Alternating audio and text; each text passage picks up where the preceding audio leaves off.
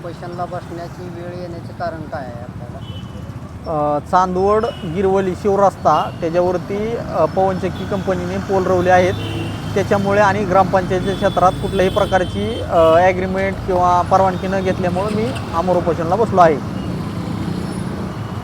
आपण आत्तापर्यंत किती निवेदन दिले किंवा काय पाठपुरावा केलेला शासनाला?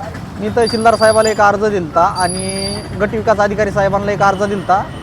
त्यानंतर तहसीलदार साहेबांनी डिप्युटी इंजिनियर पाईकराव जिल्हा परिषदचे त्यांना पत्रव्यवहार केल्यानंतर त्यांनी एक 4-5 अहवाल काढले, कंपनीला दिले. तरी पण कंपनीने काही त्याच्यात दुर्लक्ष केलं आणि नंतर मी गट विकास अधिकाऱ्यांनी मला एक अहवाल दिला.